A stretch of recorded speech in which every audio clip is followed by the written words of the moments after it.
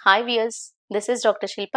నేను ఈరోజు చెప్పదలుచుకున్న టాపిక్ సర్వైకల్ క్యాన్సర్ స్క్రీనింగ్ ఎట్లా చేస్తారు. సర్వైకల్ క్యాన్సర్ స్క్రీనింగ్ అనేది పాప్స్మియర్ పద్ధతిలో పాప్స్మియర్ అనే టెస్టింగ్తో చేయడం జరుగుతుంది. ఈ పాప్స్మియర్ ఎప్పుడు చేస్తారు, పాప్స్మియర్ ఐడియల్ టైం ఏంటి, పాప్స్మియర్ అనేది ఎప్పుడైతే ఒక ఫీమేల్ సెక్షువల్ యాక్టివిటీ అంటూ స్టార్ట్ అయిన తర్వాత నుంచి ప్రతి 2 సంవత్సరాలకు ఒకసారి పాప్స్మియర్ స్క్రీనింగ్ అనేది చేసుకుంటూ ఉన్నట్టయితే సర్వైకల్ క్యాన్సర్ స్క్రీనింగ్ అనేది ప్రాపర్‌గా జరుగుతుంది.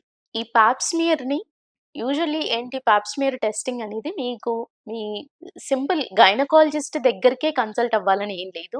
మీరు జనరల్ ఫిజిషియన్ కానివ్వండి, ఒక ఎంబీబీఎస్ చేసిన డాక్టర్ దగ్గరికి వెళ్ళినా కూడా ఈ జనరల్ ఫిజికల్ ఎగ్జామినేషన్ జరిగినప్పుడు సర్విక్స్‌ని ఎగ్జామిన్ చేసి సర్విక్స్ దగ్గర ఏదైతే హెచ్‌పివి డీఎన్ఏ కానీ ఉందా, లేదా దాని ఇన్ఫెక్షన్ గనక ఏమైనా ఉందా అనేది స్మియర్ తీసుకున్నప్పుడు సర్వైకల్ ఏదైతే గర్భసంచి ముఖద్వారం దగ్గర స్మియర్ తీసుకొని అది హిస్టోపెథాలజీ ఎగ్జామినేషన్‌కి పంపించినప్పుడు దాంట్లో సర్వైకల్ క్యాన్సర్ గురించి స్క్రీనింగ్ అనేది తెలియడం జరుగుతుంది. ఈ పాప్ స్మియర్ అనేది 25 సంవత్సరాల తర్వాత ప్రతి ఫీమేల్‌కి అడ్వైస్ చేయడం జరుగుతుంది. బట్ 25 సంవత్సరాల వయసులోనే ఒకవేళ ఆ ఫీమేల్ గనక సెక్షువల్లీ యాక్టివ్ లేరు అనంటే గనక వాళ్ళకి పాప్ స్మియర్ టెస్టింగ్ చేసుకోవాల్సిన అవసరం లేదు.